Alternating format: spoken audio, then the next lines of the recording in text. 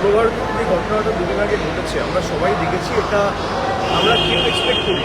প্রথমত এটা যে কারণেই হতে থাকে, উদ্যোক্তাদের একাংশের গাফিলতি বলুন বা আয়োজন যারা করেছে তাদের যেমন গাফিলতি রয়েছে, তেমনি পুলিশ প্রশাসনের তরফ থেকেও একটা শিথিলতা, শৈথিল্য বা একটা গাফিলতি রয়েছে, এটা অস্বীকার করার জায়গা নেই।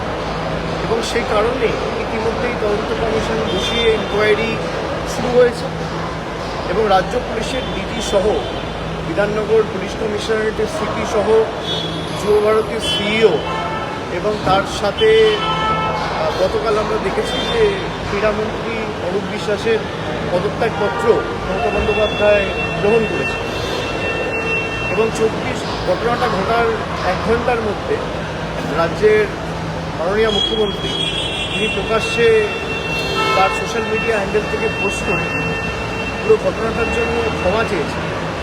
এই দৃষ্টান্ত হয়তো বা এই নতজানু হিসেবে মানুষের কাছে ক্ষমা প্রার্থনা করা, এটা ভারতবর্ষে অন্য কোথাও কোনো মুখ্যমন্ত্রী এই সৌজন্যতাটা পর্যন্ত দেখায়নি। আমি এটা বলেছি যে এই ঘটনা কেউ আমরা চাই না, তার কারণ আন্তর্জাতিক স্তরে হয়তো বাংলার একটা মানহানি হয়েছে। বাংলাকে খাটো করে ছোট করে কয়েকজনের আচার আচরণের কারণে বাংলার মাথা হেট হয়েছে। এটা আমাদের কারোর কাছেই কাম্য নয় বা এটা কখনোই কাঙ্ক্ষিত ছিল না।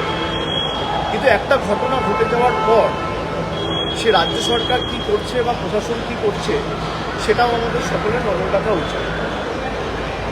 একাধিক রাজ্যে আপনারা দেখেছেন স্ট্যাম্পিডের ঘটনা ঘটে যাওয়ার পর কোনোরকম ধরপাকড় তো দূরের কথা, একটা প্রকাশ্যে এসে মানুষের উদ্দেশ্যে ক্ষমা প্রার্থনা করা বা রাজ্যের প্রশাসনিক প্রধান হিসেবে কোনো মুখ্যমন্ত্রীর ক্ষমা চাওয়ার কথা আমরা গত 40-50 বছরে স্বাধীনতার পর থেকে গত 70 বছরে কোথাও দেখতে পাইনি।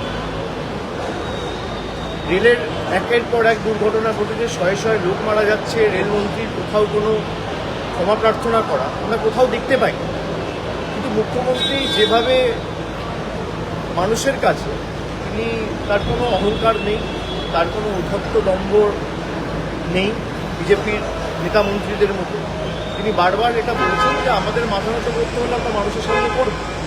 কোথাও একটা রাজ্য প্রশাসনের ভুল হয়েছে বা গাফিলতি ছিল সেটা তো তিনি স্বীকার করেছেন, স্বীকার করে ক্ষমা চেয়েছেন। এবং আমাদের এই ঘটনা থেকে শিক্ষা নিয়ে যাতে ভবিষ্যতে এই ঘটনার কোনো পুনরাবৃত্তি না, এটা সকলকে সুনিশ্চিত করতে হবে। এই নিয়ে রাজনীতি যারা করছে তারা বাংলাকে আরও ছোট করছে। আমাদের সকলের উচিত যে বাংলার যে ফুটবলের মেক্কা মদিনা বলতে আমরা বাংলাকে বলি, এবং যে আশা উৎসাহ নিয়ে দর্শকরা এসেছিল, কয়েকজনের ব্যবহার এবং আচার আচরণ বা আধিক্ষেতানি, আমি কথাটা শব্দটা এই কারণে ব্যবহার করছি, বেশি উৎসাহী হয়ে আধিক্ষেতানি দেখাতে গিয়ে যারা সমর্থকদের বা ফ্যানদের অনেক কষ্টে মানুষ টিকিট কেটে এসেছিল, যারা নিরাশ করেছে তাদের জবাবদিহি করতে হবে। এবং উদ্যোক্তারা নিশ্চিতভাবে তাই, তার কারণ সেখানে যে অনুষ্ঠানগুলো হওয়ার কথা ছিল কোনোটাই হয়নি এবং নির্ধারিত বা নির্দিষ্ট সময়ের অনেক আগেই তিনি এয়ারপোর্টে ফিরে অন্য রাজ্যের উদ্দেশ্যে রওনা দিয়েছেন।